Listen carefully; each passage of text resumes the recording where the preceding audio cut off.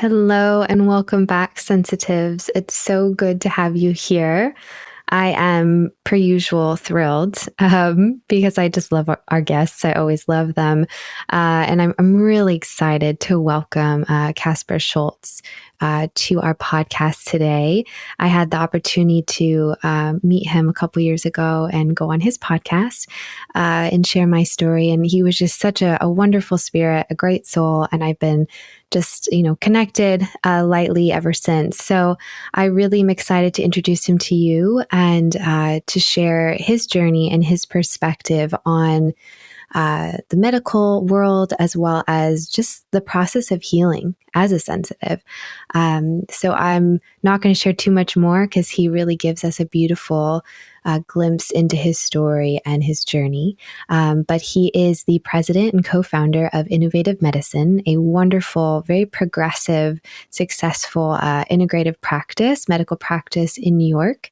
And they're really just on the cutting edge when it comes to therapies and treatments. So they're really very aware of all of the options that are available if you are on a chronic, really challenging healing journey and you need deeper support, you need some guides. I would highly recommend visiting their facilities, or if that's not possible, using them as a mirror or a template for the type of practitioner that you're looking for. They also have a supplement line and a wonderful, like I mentioned, podcast that you can tune into for some free information and incredible education. So without much further ado, let's dive into the conversation with Caspar. Caspar, it's so good to have you in. Thank you so much for joining us. I am so excited to have you share your wisdom around healing, basically, and all the many different treatments and therapies and just mindset that can be applied and utilized within this space. As you know, as sensitives, healing is often a part of our journey because this world that we're in, the society that we're in, is not necessarily wired for us. It doesn't mean that we can't find health and healing and wholeness, but it is usually more of a journey, and we usually don't find it naturally, right? We usually hit those rock bottoms, those points of pain before we start to have those moments of awakening, moments of realization. And I really think those are, gifts, those moments, because it really turns the ship around. But I would love to just start with you sharing your story, because I know your story is so powerful. And then we can dive into all of your wisdom around healing. For sure. And thank you for having me. It's a pleasure to connect again. And, my story, I will say, it starts at birth. It's not the typical hero's journey of like this, I was really sick and I had a miraculous thing and it led me to some huge discovery. No, it literally, I was born into a family where my father was a doctor. My mother was a psychologist. They came from Poland in the early 70s before I was born. And I was the firstborn in the United States. And I was lucky enough that my father, right around the time I was born, was getting a little bit disappointed with his conventional route of medical, his profession. And so he was an anesthesiologist. He worked at a hospital. He was doing very well for himself, but he figured there's something else out there that must be better because I'm seeing these patients come in. I'm doing my very best with the drugs, with the surgeries, everything, and they get a little bit better, but then they come back worse. And this is the revolving door of what I'm doing, and it doesn't feel fulfilling to me. And he said, there's got to be something better out there. This isn't what I got into medicine for. So he began to travel, and he began to look elsewhere because he went to all of the different conferences in the US that were, board certified ones and everything. And he was at the top of his basically profession at that point. He was doing things that other people weren't doing, and he still didn't get the results he wanted. So when he started to travel, I got to come along with him. And I got to meet a lot of different experts, doctors in so many various fields from around the world. And as a little kid, you don't quite understand how lucky you are to travel to, the Great Wall of China and meet all these wonderful people there, and, go to Europe throughout there and meet people in biological medicine, and go to Oxford University and be meeting all Wow. these professors and, consciousness and all these different things. And you just think it's part of it. And you're the little kid playing around as the, grown-ups talk about big things. And, and I did that throughout my childhood. I probably saw, 20, 30 different countries before I was a teenager, and was around all of that growing up. My father started to always build a larger toolkit because he had conventional medicine, he had surgery, he had drugs, he understood that, but he kept adding to it: traditional Chinese medicine, Ayurveda, homeopathy, even things like shamanism. We went to Peru and met with shamans while there. So, and he would be a skeptic at first. He was a conventionally trained doctor. So he would come back, and a lot of the times, rather than just start on patients, he would want a guinea pig. And I was a very good guinea pig. So, I still remember coming back from that trip to China when I was probably like 12 or maybe a teenager at that point. But, I started to have needles placed into me, which I didn't know what was going on. I was like, this doesn't feel very nice. And, it's fine now that you look back and you can say, all right, it's painless. But as a kid, when you start to see a needle come out and put in certain spots, you start to cry like a little girl. And so, moxibustion and O-ring testing, you could go on from what was learned on that one trip to China and how many different experts he met in a few weeks there. And he started to try it out. And of course, he moved on to his patients and tried it there. And he wanted to see the results. He was a skeptical mind, which I think is beautiful in medicine. I'm not against that, because so many people say you shouldn't be a skeptic. Yeah, I think you should. But I think you should be your own skeptic and look for experience over evidence. And that's where he started to experience better results, not just for pain, which was his kind of specialty, but across the board for chronic conditions, for all these. And as the toolkit became bigger and bigger, he became better equipped to address different types of chronic conditions. And so he stepped away from the conventional paradigm after the toolkit was already there. And he said, I can't apply this in the hospital. I need to open up a private practice. His colleagues at the time thought he was crazy because, you just didn't do that. This was maybe early 90s or so when he started the private practice. He was still juggling both, kind of in two worlds, as he said. You go in a little bit to the hospital, then go to his private practice and use more lasers instead of, drugs, and pulse electromagnetic field therapy, all these different things and he started to go more and more. And so I witnessed all of that growing up. This is what I thought medicine was. I thought medicine was that you applied hundreds of different therapies and helped heal the body, not just manage the disease and gives, a pill that you need every single day, but actually get you to a state of self-optimization. That's what I thought medicine was. I was shocked when I learned that wasn't the case. As I got older, went to college, and people asked what my dad did. Oh, he's in medicine. Oh, what kind of, like, I'm like, he does all sorts of integrative, and I had to explain. They're like, that is just weird. So it was, that whole childhood and my whole upbringing led me to see medicine in a very different way. And I had no intention of going into medicine originally. I wanted to go either become a lawyer, which I didn't want to continue doing school after university. So no to that by my junior year. But I was in business school, and I really wanted to be, in finance and work on Wall Street and all of that and be the money guy.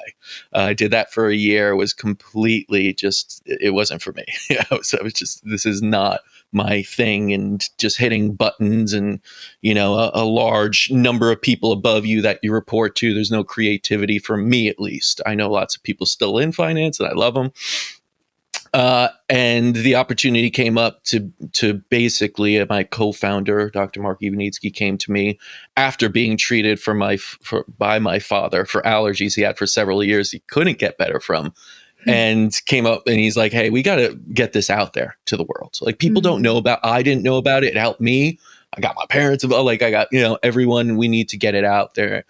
And at first I said, sure, why not? It wasn't like a passion project, but I knew it so well. So it wasn't like something like I had to learn. I knew what my father did. I'd been to all these places and was still going, even in college and everything. I'd still go along on these trips and go and meet these doctors and professors all over the world talking about this weird, crazy stuff.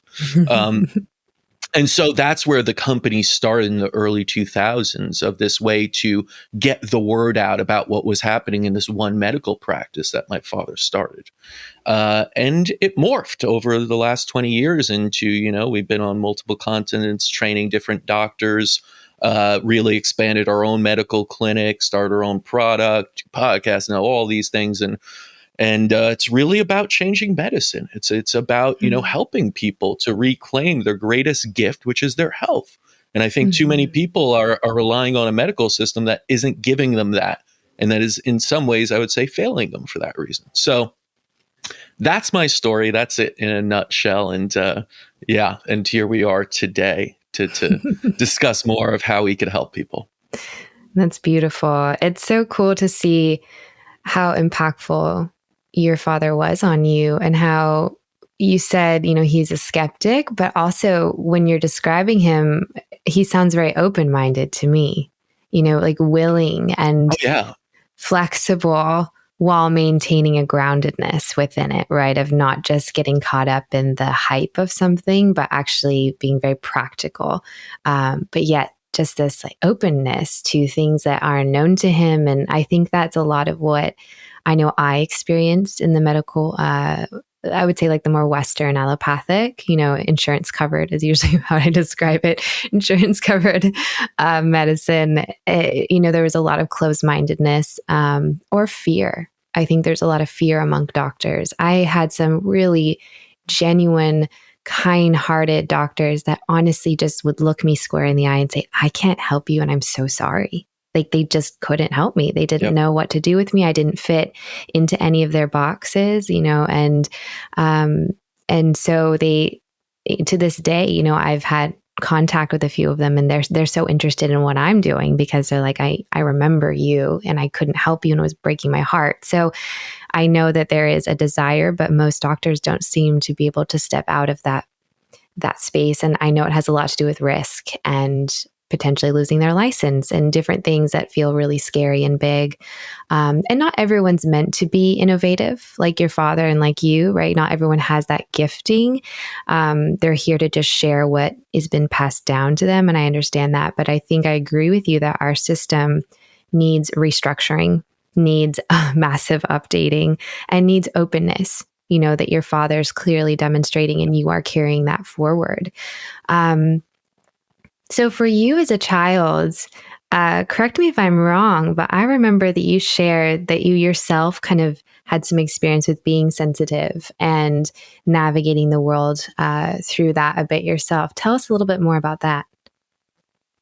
Yeah, I mean, I was incredibly sensitive child in a sense that, really observant, very introverted and quiet, really kind of, it's not about taking things personally. That's what a lot of sensitive people are said, but it was more about really being that introspective side of it, and being, and really having an empathetic type reaction to certain things. So exactly. That was a big part of childhood. And I still remember, like, growing up and being in elementary school, it's like the teacher would pair the new kids in school that would come in with me to show them around, because of course new kids get bullied and everything, and everyone's but I'd be such an empath. And so like, oh, let me show you around. And, and people liked me for that too. So I knew all that I would introduce, and it'd be like the bridge between that. People still respected that I was a bit of like empathetic and really kind and generous soul and everything, and love to read alone in the library sort of thing, and still be social at time, but understand that I wasn't like other kids, like really rambunctious and the class clown or anything like that.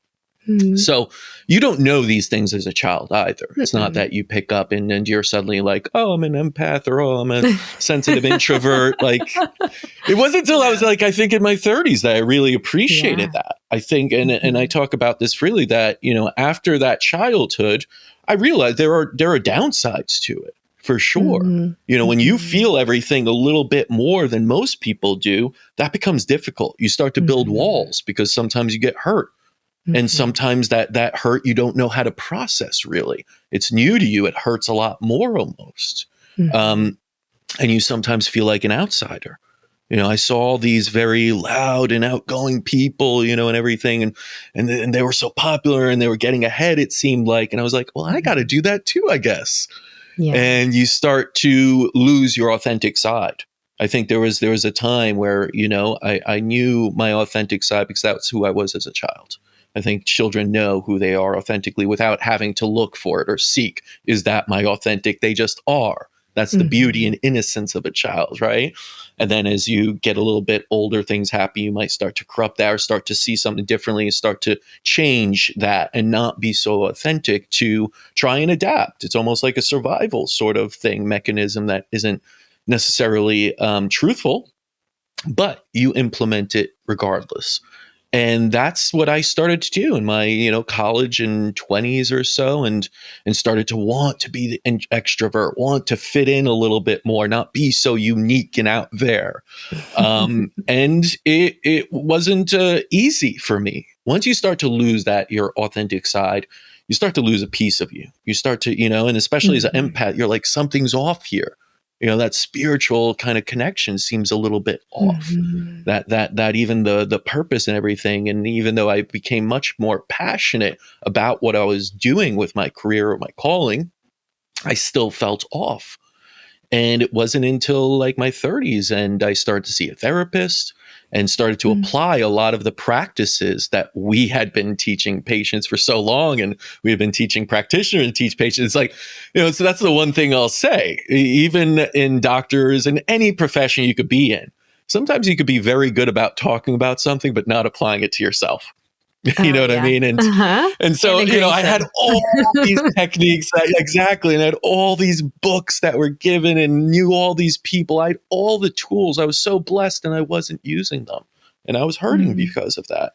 And I don't think I was truly healthy. Physically, I was great. But as we know, that's only part of health. Your Yeah. mind and your spiritual side Mhm. also are a big part of it. And if you're missing those, that Mhm. might be worse than the physical side. And it Mhm. will sooner or later start to show on the physical side. Mhm. And it wasn't until I started going to therapy and started applying all the things that were bestowed upon me through my childhood, Mm. through my career calling and what I do, that I start to realize, like, hey, like this isn't the authentic me. And you start to break down certain walls and belief systems that you put into your head that were running subconsciously, even. You didn't even know they were running. And you start to break those down and you start to feel better. And you could be the weirdo again, and you start to feel like a good weirdo, and that confidence picks up about that. Yeah. And you could still be sensitive to things, which is a great thing. I remember when I was in my early 20s or so, I was outside. I was going out a lot in New York City. I was kind of new to the city, had two roommates, and it was constantly trying to do extroverted things. And I remember I would always get sick, have a little Mhm. cold. And it wasn't anything bad. It wasn't like chronic, but I'd always get a little, Yeah. and everyone would be like, oh, you got such a weak immune system. I knew that wasn't the case. I was just a little bit more sensitive to the things that were going on. If I lacked a little bit of sleep, my body would react quicker. It would give Mhm. me the symptoms much quicker. If I ate Mhm. something that was a little bit off, maybe undercooked or had something wrong with it or stayed out a little too much, and Mhm. picked up a little bit of bacteria on it, I would suddenly feel it in my stomach. I'd have some GI symptoms where no one else eating the same food would. And those kind of sensitivities at first felt like a curse because you're Yeah. like, why am I always feeling this? Why am I must be sick? Is something wrong? And then I would do all the blood panels and, work and, go to my father and be like, no, you're good. Just a little too much stress. Chill out, And I would say that can't be it, but it was it, and now I've become so in tune with not just my authentic self, but also understanding my body, knowing that if Mhm. I don't get enough sleep, it will show me a sign that maybe Mhm. others don't and compensate. But that's where I think the crux is, that those people that compensate for so long, suddenly Yeah. one day you wake up and you're chronically ill and it's Mhm. serious. And it could be cancer or something else. You say, where did this come from? Yeah. Whereas those people who have the signs early, the sensitive people, they're blessed because they see it early. They could catch it. It's almost like, early detection. Your body is Mhm. early detecting something's off here, sensitive one. Heed this call to change. And that's Yes. the beautiful part. You get a bell rung very early to change something, and it's a sign, your body. So I've come to love my sensitivities in a sense, in that Mhm. way, because they are such wonderful signs. And it goes for other things too, not just your health. It could go also for, what should I do? Right? I have two decisions ahead Mhm. of me. Should I go with this? Should I not? Do I go with this business deal? Do I go for Mhm. the expansion? Is this person right for this? All of these things.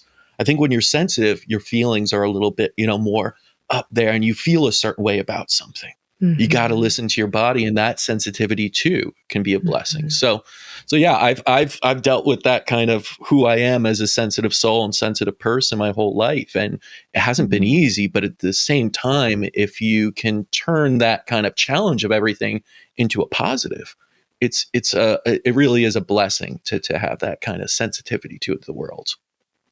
Ah, well said, Caspar. I couldn't agree more with everything you just said. It's, it is such a journey to be sensitive. And, I use that word I kind of define it my own way. Of, like you said, it Everyone can should. have, yeah, it can have a lot of negative connotations. And for those of us that are sensitive, it's been often used as a weapon against us, right? Of like, oh, you're too sensitive. And then it's like, oh, okay, this is a bad thing, right? And you were talking about those narratives, those voices, the structure in our brain that gets rewired, and it absolutely impacts who we are, and it shifts us from that childhood state that I like to call it your original self, right? Who I Mhm. believe like God made you to be, and then all the conditioning of the world, which I personally believe we accept and choose, actually. That's my own theory. Subconscious at first, and then conscious as an adult, you get that choice if you're going to continue or not. And, it happened in your 20s and 30s, it sounds like, which is similar to me. I'm wondering what your human design is. I don't know if you've ever gotten into human design, but I yeah, have know not. the I INFJ. don't like to put too much effort. Like the INFJ thing for a while was big for me, Myers Briggs, Oh, right? yeah. Because Uh-huh. that's where I feel like I first really embraced it. So Mm, it's like when mhm. people ask, like, "What's your favorite place you've been?" There are many favorites, but it's usually the one where something like I experienced something different. So it Yeah. could be like, oh, in Newark, New Jersey, that was a good one because I experienced an awakening, right? And everyone would be like, that's crazy. But it's a bet. You've been here, like Galapagos Islands. You're going to tell me Newark, but that's the truth. And for me, I Yeah. think the Myers Briggs part of it Mm, really introduced me to embracing a little bit of introversion, a little bit of, how yeah. you are and seeing the world that's different from other people. So, whatever it is that introduces you there, you probably stick Yes. to a little bit more, like human design, maybe for yourself, or, Enneagram, like anything out there you could really Yeah. look at and say that to. But yeah, for me, it was that INFJ. I was like, oh man, that is so me. I love it. I know there's so many ways to, yeah, label yourself, put yourself in a box or different things like that. And I know I've gone through seasons of loving them and then hating them and then loving them and then hating them. And I've navigated through multiple. And I do, like, right now, I'm currently obsessed with human design. So it's fresh Mm. and potent for me the last few years. But yeah, I think there's a lot of freedom in moving through all of those labels. And I watch people go from, the extreme of being obsessed with a label and then coming off of it and feeling almost too like pushed into a box, like they have limbs sticking out, like I don't fit anymore into this box, you don't fully get me, that they fully reject it and then they move on to another one. But eventually I think a place of health is like what you just described of like, I don't, I will use whatever's helpful from these different systems, but I will release anything that doesn't really feel authentic to me, and truly, like, nothing can define me, but I'm also not triggered, by maybe being labeled by someone. There's that process. But it's so interesting just what you're sharing of your journey. And I love to I love to hear, that process of childhood to adulthood and what happens, because it's different for all of us, whether it was negative or positive. We all have mixes, right, of light and heavy trauma, if you want to use that word on it, that shifts and molds us. So, it does apply and weave into our physical health, right? That mental, that emotional, it's a part of you. And that is holistic health. Like, we use that word a lot, within the health world. Is it holistic? Is it all of you? But most people don't actually grasp it or integrate it. I think that's the word that has been so powerful for me in this season I relate to that I've had, especially in the last 10 years, so many different exposures to different therapies. For my own interest in research, I'm a big research bug. I love digging into things and discovering for myself, but also trainings and different things. But the actual application, like for yourself versus teaching others or, sharing with other people, it's so different. And I think like my journey is to really embrace my physical being, because it's so easy for me to stay in the head and the heart. I love living there. It's all like, it's so much easier for me, but actually like putting it into my body where it's like, oh, I'm actually going to physically act that out is so much harder. I don't know why. And maybe that's because as a sensitive, it's like we are gifted in the areas of the emotions of the heart and of the mind, we are often, one of the attributes is just deep thinkers, right? Really thoughtful, we marinate, we percolate, right, for a long time on different subjects and get really passionate as a result. And so it's easy for me to live there, but to actually put it into my body and then have to live it out is so challenging, because that's where you start to engage with other people. Like you were describing, feeling odd, feeling weird, feeling set aside. And I think that clash that can happen of trying to be authentic and be different than the rest of society or, your community, your personal family, is what can lead to disease, which is what you touched on. Because if you don't have the awareness or maybe the strength in that season to hold your own, and so you start to chameleon, start to assimilate is another word I like to use. You just kind of abandon your natural self in order to fit in, and the body will start to manifest that as disease. So for us sensitives that can note those physical manifestations of imbalance, of inauthenticity very quickly, it is a gifting. But for those of us that don't feel ready to own ourselves, we can find ourselves in that situation of chronic illness. Right. And a lot of times we go to doctors and they're like, you look fine. Like what you said with your dad, like, you're fine, just rest. And we're like, that can't be it. I feel so overwhelmed. I feel so overactivated. How could it simply be that I need to sleep, or I need to whatever. And years of not leaning into that, of not resting, of not living differently, not setting aside a different schedule with spaciousness and margin, and recovery time when your friends are, going 110% and you go, I gotta go 75, that's where you land in sickness. So for those that have landed there, because that was my story, I hit rock bottom numerous times. Like I just, for people that are in that spot, what therapies and treatments, do you individually, and then I'd love to also hear, from innovative medicine's perspective too, like as a true holistic practice, what are the ways that we can start healing when you're at that rock bottom and then kind of coming up to the lighter in the day-to-day for maintenance and support and maybe even optimization? Yeah, for sure. I mean, first off, I think we need to acknowledge that hitting rock bottom, while it seems like a horrible thing, is a good thing, right? It's only up from there. You really, Exactly. You never know when rock bottom is, of course, and that's the crux of it until you look back on it. But I mean, I think anyone that's hit rock bottom and looks back on it can say it's been a blessing. Rock bottom changes you. Rock bottom, puts you in a position where everything looks better. There's a polarity to life. You can't have happiness without sadness, right? You can't have love without the other side of it. Can't have hot without cold. And that's what people need to sort of understand, that there are going to be some rock bottoms in your life, some difficult times and challenges. I think the difference a lot for sensitives is most of the time, those rock bottoms aren't external factors. They're in yourself. They're in your own head. For me, it definitely was. I can't, pinpoint. I've spoken to so many people over the years with external factors.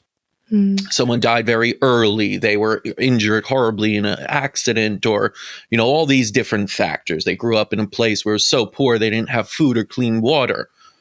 A lot of the people I speak to that are on sensitive side actually don't have that story, but they still suffer. And it's no one's place to put a number on the suffering or compare suffering. That you didn't, that you had clean water versus someone else doesn't mean that you didn't suffer. Maybe you suffered even more in your head and kept yourself in a suffering spot because you kept, reiterating it in your head. And I think that's where a lot of sensitives are, as you said. They let their thoughts get the most of them. And I know for me, this thing is on like 24/7. It's just like nonstop, just running every single possible, circumstance and series of events that could happen. And a lot of them are negative, or at least they used to be, and they still are. But I think that's where people need to start, is first off, rock bottom is sometimes a great place to be. It gets up from there. You have so much that you could look forward to almost from there, in a sense. And you have a lot of control over it. I think that's where medicine a lot of times fails people.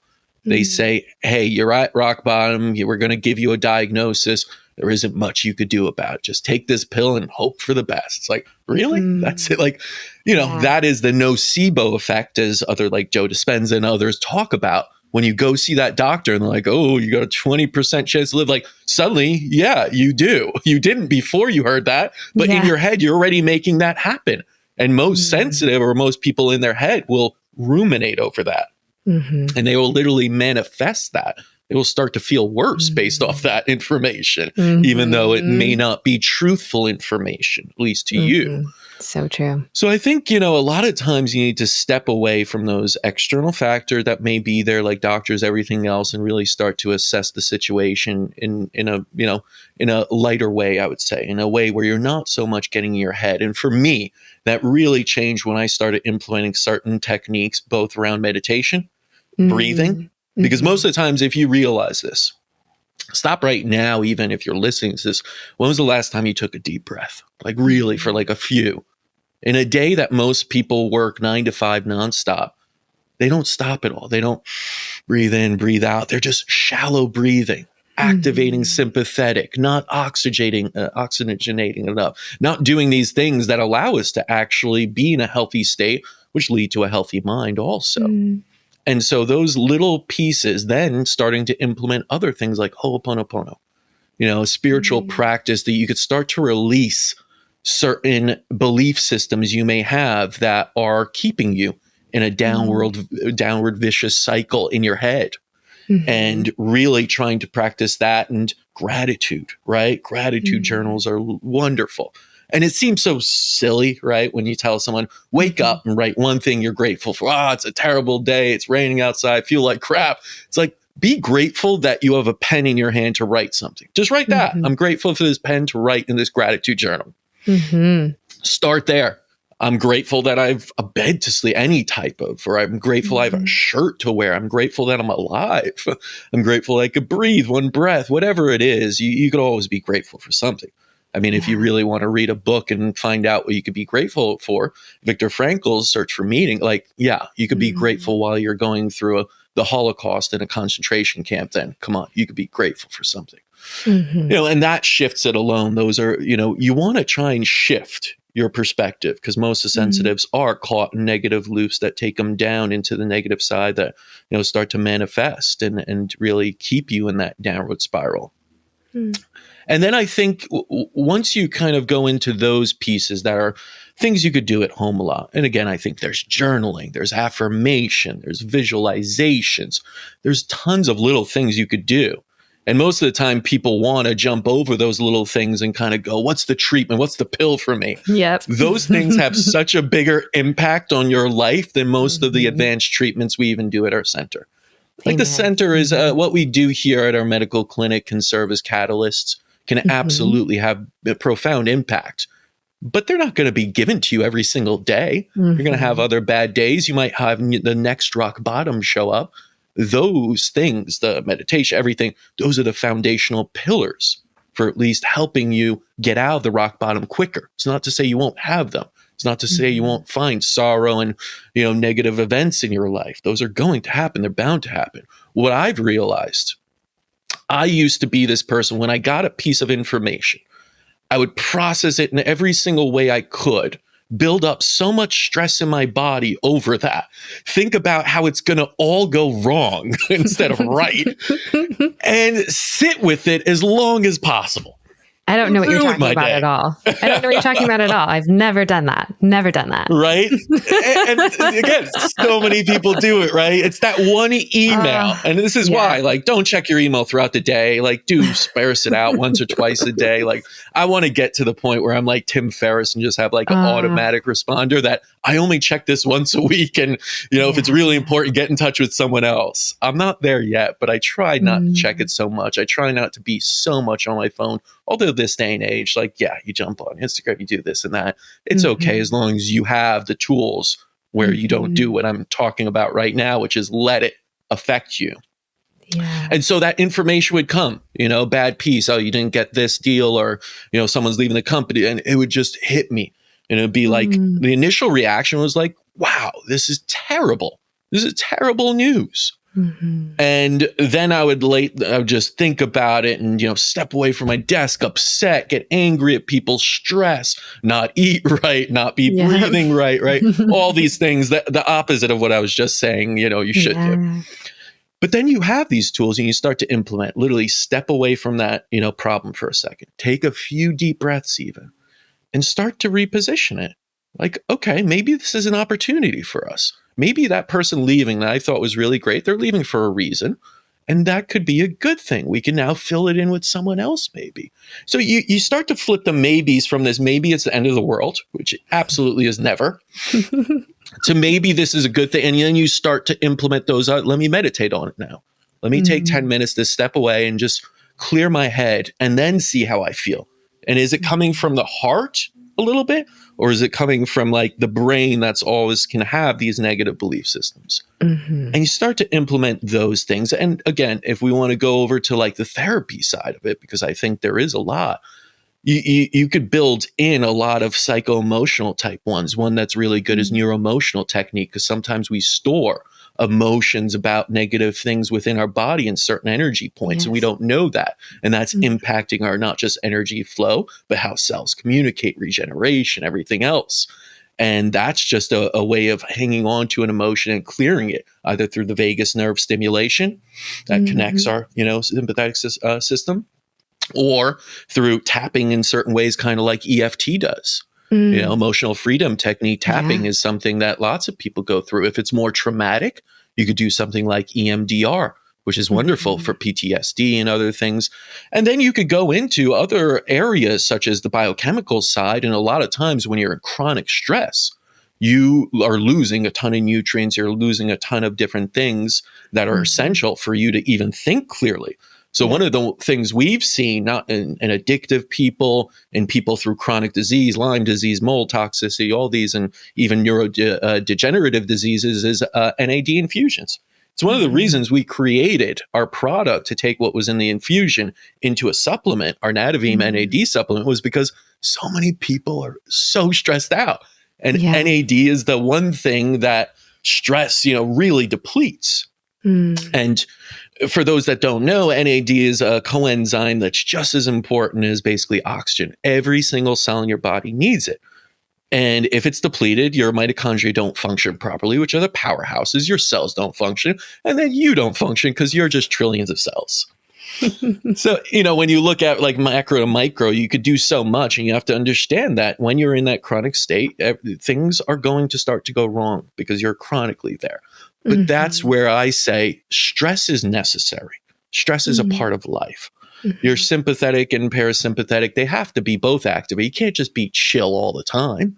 That wouldn't be good. You'd be too far on one side. That could lead to degeneration also. So, but I think it's just about changing how you take in the input. And again, think about if someone called you right now and just told you that someone very close to you died. That's just a piece of information. That's it. But you would have a profound reaction to it. How long? That's up to you. And it's true. You should have an emotional reaction. You should have a shock reaction. But how long are you going to let that? People let that consume them for their whole lives sometimes. Yeah. And we see them in here all the time, and they do manifest as cancer, as, lung conditions, heart condition. You could say it all manifests differently based, of course, sometimes your predisposition and genetics or other weaknesses in your body. But you could do all the biochemical work you want on those types of conditions. But until you address the real cause, which is usually emotional, psychological, then you're going to be in a reoccurrence. It'll pop up somewhere else sooner or later. And that's why I think it's really, really important to not just use medical tools, as I mentioned here. And there are so many others. You could look at energy balancing, because that's a big one. Sometimes, energetically, we're not there. And I don't mean like energy like ATP. I mean the meridians, and more from a, traditional sense of every single society talked about before ours. Yeah. Vibrational. Yes. Absolutely. So there are so many, and I think that's the beauty of what we are trying to do. I know what you do as well. You have tons of options. It always bothers me just a little bit when I hear people that I know, I've exhausted every option. And it's like, okay, let me hear this. I sit them down. I'm like, okay, tell me how you've exhausted every option on earth ever humanly devised. Well, I went to 3 doctors and I tried a new diet and I'm done with it. It's like, my goodness, do you know how many options you still have? Do you know how many things? You should be so happy. And to know there are so many people out there that are willing to help you if you just look, if you just seek it, if maybe you just sit back and let it come to you even. So many people had that epiphany that I've met that are sick. And they're like, I was at the end of my road. I was contemplating suicide. And I just sat back and said, whatever you believe in, Lord, universe, doesn't matter. Just help me. I don't know what to do. I'm not there. And then something would happen. A call would come. They'd pick up a book and read about a person that got better, or they'd see something online and they would end up either here or somewhere, but in a better place because of that. But they allowed it to happen. They allowed it to kind of surrender, let go, apply something they practice, which is just, kind of the letting go and breathing, whatever it is. And it came. And I think it really would to anyone that truly would allow that to happen. And that's another practice, just surrender, letting go, right? That's a tough one for a lot of people, but it is a practice of sorts. And that's something I would absolutely recommend for people. And I would say that's the ultimate, right? That is the one that I think everything eventually leads you to, is that ultimate place of allowing and surrendering, trusting that your journey is intentional. You have ownership within it.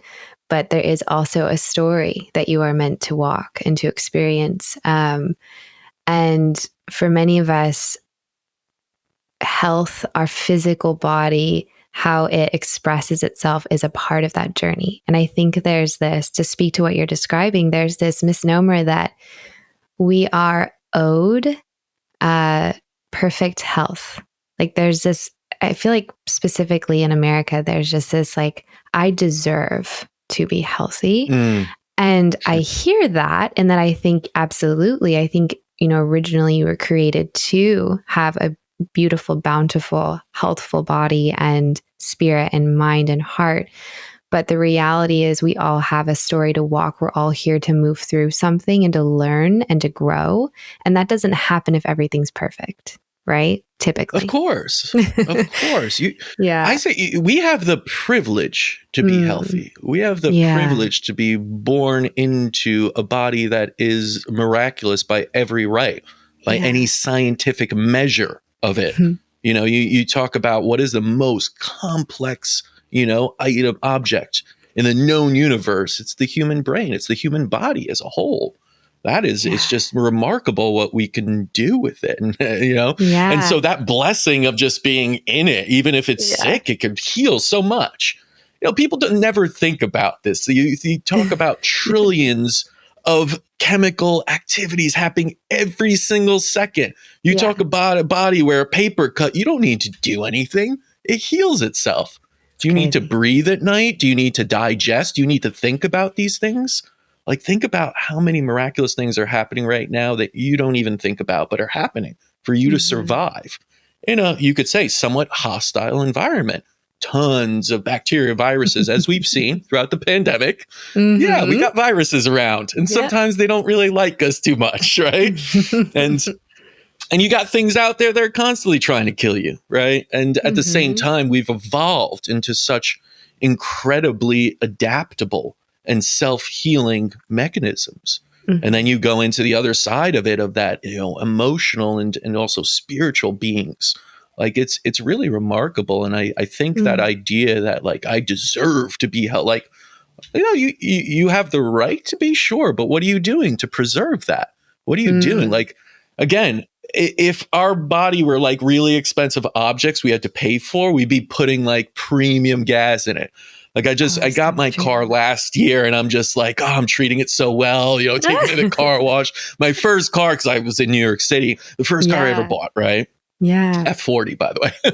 And so I know that's such a New York City thing, right? My first car ever, F40. I did drive before, though. I grew up in Long Island, so I have my like driver's license since I was a teenager. But I cared for it. I was like, oh man, that's a pretty big investment, right? And I was putting, premium gas in, which right now is ridiculously expensive, but I was doing it gladly. I wasn't even thinking about it. It was like car wash, vacuum it. Like, if I saw a little something on it, I'd like lick and, rub it off really quickly. Like, imagine every single human treated their body like that.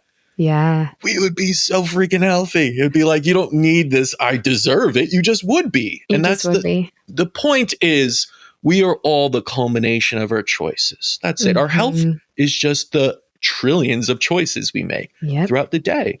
To whether be nervous about this, whether to take the breath, to eat something, to think a certain way, to act a certain way. That's it. And so, I also feel like sensitive people get locked up a lot in those choices. Is it the right one? Is it the wrong one? Is this one? Uh-oh, I'm ruminating over what happened last week with that choice. Like, we got to flow. We're never going to make 100% right choices. But as I have always said, and again, we live in an environment that inherently we've even created, which is kind of unhealthy. So many chemicals out there that we just can't get away from. I try and be organic as much, but of course, you're going to get a pesticide, this, that, air is filled with all sorts of stuff.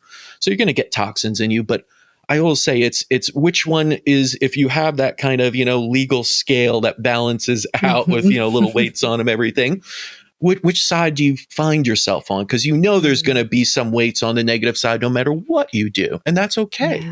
Don't get upset by that. Even wrong decisions. Sometimes you might even, outweigh the negative sometimes. But get back either into balance, homeostasis, or, trying to put more, on that healthy side with your actions, with every single choice you make from the minute you wake up to the minute you go to sleep. And even when you're asleep, what you have around you when you're asleep. So many great things you could do. And again, I feel that is empowering for me. And there's so many like companies and people out there that are working on that to help you get healthier and help you combat some of the things that we know are out there that aren't good. And look at what we've been given also, Jessi. You talk about something like 5G or EMF, which is negative for the body. We know that.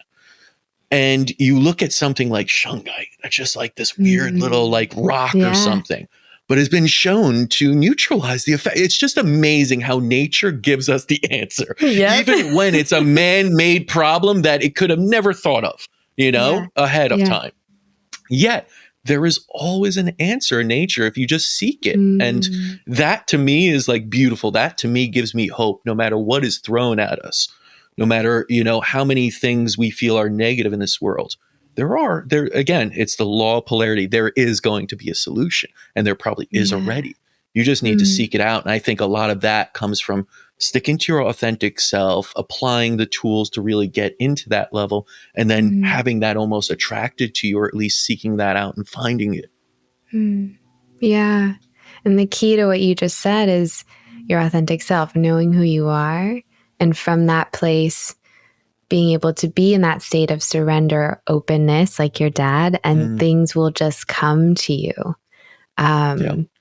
And, that looks different for everyone, right? That coming to you. Some of us are given the gift of pursuit and research, and some of us are given more of that where it does literally fall in your lap. It's different for everyone. So navigating that, experimenting, figuring out what works for you is great. And I love that there are so many therapies that you really could spend your entire life trying everyone, learning everyone. But at the core, if you're not coming back into yourself, into your body, right? Taking ownership is what I hear you say, choosing to make those daily choices to do the basic things that I'll speak for myself. I have the hardest time with the basics. When I first started paying attention to breathing, for me, that was the big thing. Came out of a big, rock bottom for me. Learned that I could not work in an open space, high-paced downtown marketing agency. That wasn't for my little tender spirit. It was quite overwhelming on many fronts. And I ended up, not knowing, but just surrendered and ended up taking a full year just resting and really getting into my breath, which I 100% was what you said. I shallow breathed. I didn't know how to bring it all the way down to my belly. And that simple act, and then I started layering on things like journaling and self-reflection and even just long walks. I used to be I used to teach exercise classes, and I grew up with a mom who was a PE instructor, and I did all the sports and all the physical drive your body into the ground kind of activities. And it was literally pulling back. It was saying, all I'm going to do is go on a walk. That is it. And I have to be able to take a deep breath the entire time I'm walking. And that, Caspar, is what started shifting my physical health, which was, I agree with you. I think it's so much for sensitives in our mind and our ability to make those simple choices on a daily basis. But no one wants to hear that, right? And even in my practice, everyone wants what's the one supplement that's going to change my life? Like, they may not say that, but that's what they're saying, right? Like, fix me with 3, fix me with 3 supplements. What's the test that's going to tell me everything? And I want it under $100 and, all those things. And it's like, oh my gosh, okay. This is going to be a journey. But, just saying, hey, I want you to start with just having more space in your calendar, things like that. But those are the hard ones, right? Because that's really gets into what you were talking about, of those patterns in our mind of what we've been told is valuable, how we are received, how we're known and loved and accepted by those around us. Because that's the ultimate, right? That's what we want, is to be received and accepted. And so if we're living a life where we feel like we can't do those things because we need to take care of the kids, or we need to put someone else first, or we're empathic and we can't stop thinking about Ukraine and, things like that, where there's no boundaries at all. We're just spread out. We're not even a solid being anymore. We're not even in our body anymore, right? There's such a disconnect that those therapies, all those beautiful therapies, aren't going to work. They really aren't. They may help a little, but they're not going to be able to have their full therapeutic benefit, right? So that's what I'm hearing you say is, hey, you got to get the basics first and then go and explore. And don't tell me there's not therapies for you, because they're there. There's so many. And if they're not working, you got to look back inward. You got to look at yourself and figure out what is blocking, what is preventing you from being able to open that door and receive the full benefit. That's so huge. So for you, Caspar, what is I'm going to go to the therapies just because I like it, because I hear you saying that you are doing those things, you are doing those basic practices, and no one's perfect. So I'm not saying that, but just, you are taking the time to tune in, to breathe, to know what is needed in your life. With that in mind, would you say is like the one or two top therapy that you're kind of obsessed with right now that's really helped you to cultivate that authentic calm, that state of ease in your entire being, right? Body, mind, spirit. Yeah, from a therapeutic standpoint, if you really want to jump in like the clinical side, because I would almost say it is those small little things that you apply at home that Yeah. really help you get there. Like for me, it's like playing tennis. That's it. Like that's my Oh, I therapy, love right? that. That's the therapy. Yeah. And because I love it. I love play time. I grew up like playing tennis. I was like on the tennis team and everything, and then just dropped it and just like went against it and didn't play for a while. And then I picked it up and just feel just like, again, that's such a de-stress and moving your body, not thinking, Yeah. just, and just in the moment. And that's a beautiful thing, to stay in the moment and not even worry about Ukraine, pandemics, or anything. That doesn't happen when you're just Yeah. like running back and forth, forehand, back, like you're not thinking about it. You can't do it. So that's a beautiful escape for me. And again, like what you said, like one of my favorite lines in one of my favorite movies, Vanilla Sky, is it's the little things. There's nothing bigger, is there? And he's like questioning at the end, right?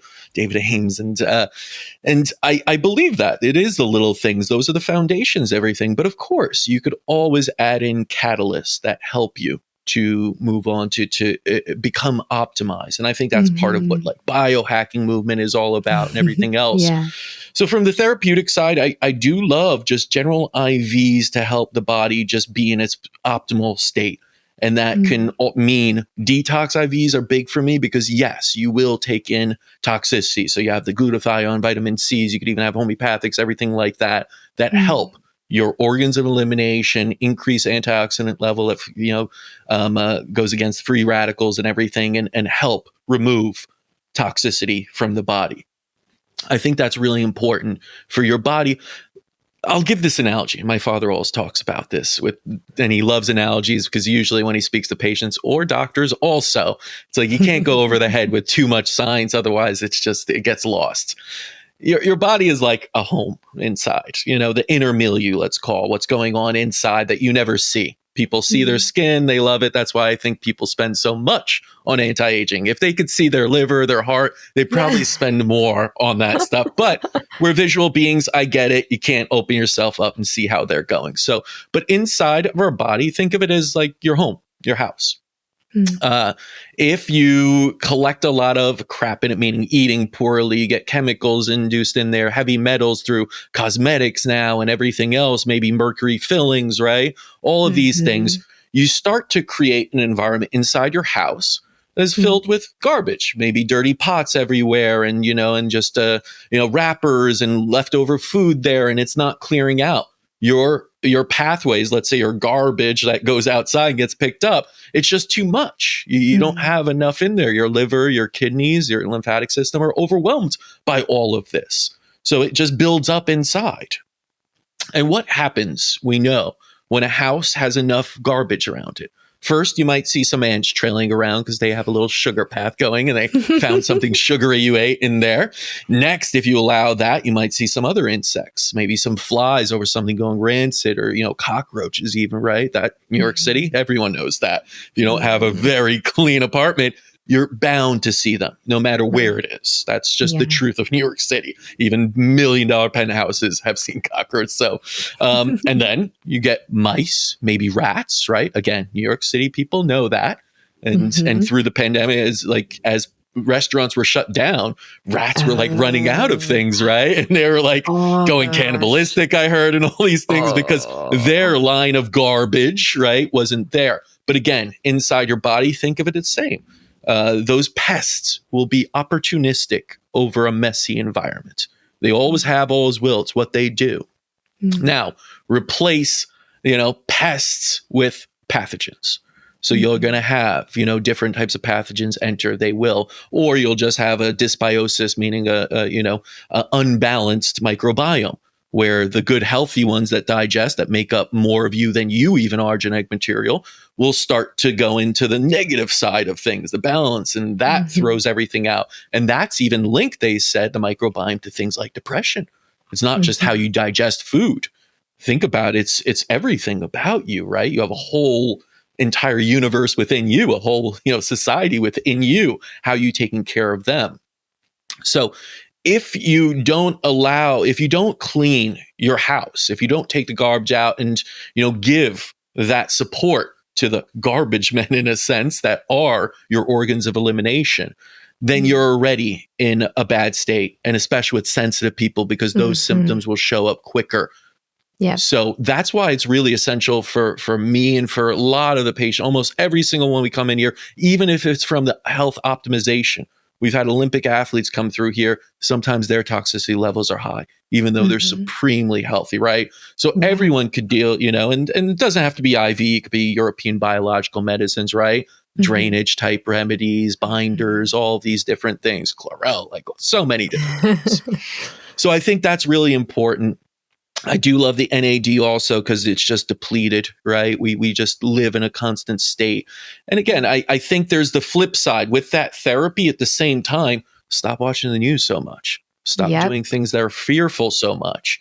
For those sensitive people, I have to say, don't watch scary movies.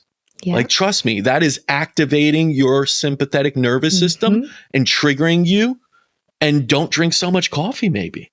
Listen, I think coffee can be a wonderful thing. I think it's an antioxidant, like all, but like sparsely, and maybe even like shift it. Because if your anxiety levels are up every time you have one, you're just activating your nervous system, sympathetic, it's hard, and that will start to burn you out. And then who knows, adrenal fatigue followed by a bunch of different symptoms. So that's why I say NAD can help with that, because you're depleting in that anxious, stressful state, and you need that. But again, like you said, we could give you all the NAD infusions you want. If you keep being so stressed out, it's not going to work. So all these therapies, and then there are really interesting ones where you go on that frequency vibration type of level. So we have something called Stellar Deluxe that is electro-gem therapy, and it's using specific light shine through certain gems and crystals, and then go on certain areas to help with your assemblage point, which is your center kind of, energy point. And if that's off, other things can't regenerate properly. And you could actually help with that, whether it's shined on the spleen or even on the head for depression and everything. So it's utilizing this energy, light, these different frequencies to help bring you back to homeostasis and back on an energetic way, because so many of us are off. If we're constantly around EMF, constantly around all these things that are negative to us, and the news, social media, everything throws us off. We need to find balance in it. And those are quick ways to do it, right? They are kind of like, again, I call them catalysts to what you can be doing in nature. So a lot of what is going on there, a lot of what we're trying to do is just emulate nature in a very quick way, because we only have an hour with you at our clinic, right? Yeah. And then we would recommend you then do those things again in nature. Go out in nature, like ground, use Schumann waves to your benefit. Get away from all the electronics and do that, and see if you feel not just more grounded, but actually if you feel less stressed, if you feel better afterwards. And I think most people would. And that's why I think the combination of both is the best, of course. It's the, person that goes to the gym, but also eats right afterwards, takes care of themselves, sleeps well at home, but then utilizes the personal trainer, really hits certain, sides of it and understands how to work certain muscles out. And here's the one thing I'll say about that, Jessi, is that it is a process and it's ongoing. If you really want to get fit and everything, you don't go to the gym 3 times and say, I'm done, I'm fit, I'm good. That's not it. Check. It's ongoing. Yeah. Right. And I think that's where, again, medicine has given us these really strange expectations that I've been ill for 20 years chronically. Yeah. I meet for a doctor for 7 minutes. He gives me a pill and I'm cured, quote unquote. That's all they could do for me. It's like, no, I'm sorry. That's not how the body works, and that's not how medicine should work. I'm not saying that they can't give you that pill for some relief right now, or maybe in an acute stage. That's wonderful. I think it has its point and its use there. But at the end of the day, like, healing is a long-term journey, but the end result, and it's never ending really, but the end result of actually getting better and actually feeling, healed in a sense, and self-healing and now self-managing yourself is an amazing transformation. I haven't met a patient yet that's gone through a true healing journey and not come out the other side transformed to something better, evolved. And that's the beauty of it also. If you just take a pill and you think that's healing, you're not going to transform everything. You're probably going to keep doing what you're doing that got you sick anyway, need more pills, need a surgery sooner or later, just a little bit of relief. You'll never truly be optimal either. But if you go through a healing transformation, that takes time, takes effort, puts a lot of responsibility on you, then you really come out the other end like, wow, you have purpose again. You have a new outlook on life. You're doing all these healthy things. And again, I think sensitive people really bloom then. That's where you really take it on, right? And that's where you really come into yourself because you don't question that authentic side anymore as much. You have the tools now to embrace the sensitivity and use it as a positive. Exactly, because it's a gifting, right? My personal theory is that sensitives are actually able to heal more quickly as long as we fully lean into our giftings. We reject our natural state. We reject our intuitive nature. We reject so much of what makes us us, that is literally what causes the disease. That if we just revert, if we, return is the word I like to use, back into our body, we return, we reconnect, we're able to self-heal, and we can utilize these catalysts. As you said, I love that word, use these catalysts to take it deeper or to speed up the process, right? But it does require that lifelong journey still of, I hate using the word maintenance because it sounds so like, I don't know, drudgery, but it's everyday love, and envisioning our body like you do your car, right? That it is this beautiful offering, this privilege to own and to have.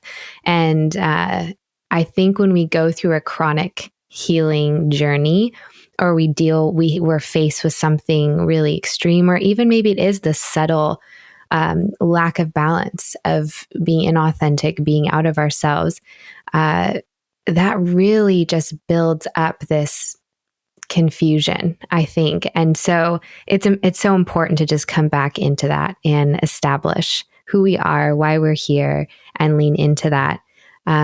It's really powerful. I love the way you've been phrasing all of this. I just feel like I'm like in the back going, just preach, Caspar. This journey is really special, I think, for sensitives, the healing journey. And I feel like most of us are called into it for a reason. And we are a reflection oftentimes of our society, right? Because like you said, we show things more quickly. And so, if we're feeling off, we know the society is off. And we can, as we start to heal, we can be that light and be that encouragement, be that catalyst. I think us as sensitives, we are a walking catalyst for those around us by being those weirdos, quote unquote, by being those different souls that cause other people to pause and go, hey, maybe that applies to me as well, or they're actually really changing their life, or they're so confident within what I would call sensitivity. Why is that? And to start encouraging other people to step into their own journey. But oh my gosh, I feel like we could talk forever about this subject. Thank you so much for just sharing your heart and your journey and your wisdom. I always like to ask kind of a quirky question because I'm a little quirky. But if you were a plant, Caspar, like any sort of natural growth, you can take that at whatever direction you want. What would you be? Like, what would embody you? Oh man, that is a quirky question. I love it. You're welcome. I love plants. I've really been getting into gardening. I'm out in Long Island a lot more now that the pandemic kind of shut down our corporate offices in the city, and love getting my hands in dirt, and have been helping my parents plant some trees, like citrus and fruit and vegetables, and everything like that in a garden. I think that's, to me, that's such a beautiful kind of way to connect with nature. Get your hands in the dirt and plant something that's going to give back to you as it gives to itself, and blah. So if you ask me, and I just planted one last year and named it actually. I love an apple that tree. Be an An apple apple tree, the thing tree? an apple tree that grows and gives that apple that has so much significance. You look at even like Mm-hmm. Adam and Eve, right? So it Mm-hmm. like that idea of nature being able to grow from just water, right? And even think about that, Jessi, Mm. that you take this little seed of something like so small, you put it into Yeah. dirt. And you do nothing. You do nothing really. Of course, you could say, well, we needed to water it. But yeah, I mean, I'm just saying in nature, rain does that, right? And then Yeah. sun comes in and all these things. Mm. And from this seed, you get something that, grows into this large tree, sometimes huge roots, and bears such gifts that we can eat it. And they're so nutritious and delicious. It's like, I don't know. When That's you really amazing. think about it, like it blows my mind that alchemical transmutation, basically, of a Mm-hmm. seed into it. So Mm. I would be that apple tree that I planted myself and want to give back to the world something that is nutritious, something that gives life also. That Mm. if you stumbled upon, you could pick and there would be no negative to that, right? I'd Mm-hmm. want you to take that for your own benefit and to help Oh. you become a healthier person and hopefully pay that forward with something. So, apple tree is my final answer. Yes. The tree of life, Caspar. What was the name that you gave to your tree? Esmeralda. I don't know why. Oh Yeah, my gosh, I love that so much. I like, and my father was like telling me like you got to name Esmeralda. it that, and then like something. I was like, I'd Mm. never heard of this, but the first thing that came to my mind was Esmeralda. I don't never met anybody Esmeralda. Mm. I don't know. The universe just threw it in my mind at that very point, and that's what that apple tree is called as it I love grows it. right now, not too far from where I am right now. Yeah. Beautiful. Well, thank you for sharing your wisdom, your apples with us today. Thank you, Jessi. And Caspar, for those that are just so intrigued by you as a person, by your amazing business and mission, really in life, how do they connect, follow, learn more from you? Yeah, you could go to innovativemedicine.com to learn more about the company, our mission, everyone involved, the medical clinic here, products we do, all that stuff that we've done over the last 20 years and built on and continue to do. That's innovativemedicine.com. And then for anyone that just wants to connect, and be social media is at Caspar, Caspar, and last name is a little tricky, Szulc. So I'm sure you could probably find me if you just typed in Caspar. But yeah, I love connecting people on that. And that's another thing, Jessi. As a sensitive person, I was so Yeah. against social media because I thought it was like too I much for me. know.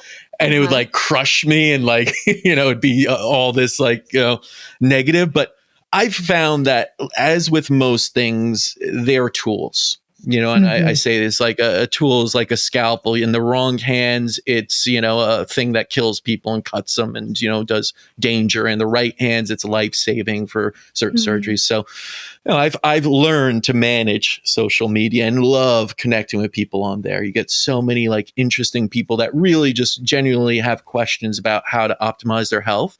And Mhm. I love just being able to help anyway, or even connecting with someone else. So yeah, I Yeah. see. I've learned to embrace social media and try to use it for positive.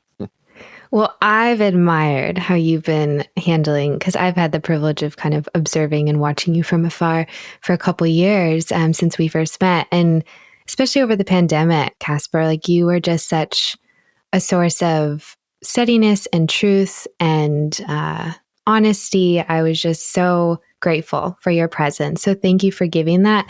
As a fellow sensitive, I couldn't, like I had to step away. It was just too much Yeah. for me, but it was so beautiful to see your strength, knowing a little bit about you and knowing that that took a lot of courage and a lot of energy, I think is the word I would use, like physical, mental, and energetic energy to be present through all of that. So and even now, so thank you for continuing to offer your apples and just be present for all of us and to be a living and walking catalyst. So for those that are listening, I highly recommend following Caspar on Instagram. He has a podcast as well. You're so humble about it. He interviews just wonderful guests, has great conversation. So hop in there and definitely check out Innovative Medicine. it's a really forward, progressive practice. And if you can't visit yourself, at least really getting connected in using that as a template. If you're looking for, a medical practitioner or any sort of practitioner that can support you through your journey, they should be a reflection, similar to what you're seeing there. So thank you so much again, Caspar, and best of luck to you as you continue on your own healing journey. Thank you, Jessi. This was really a pleasure. Appreciate it.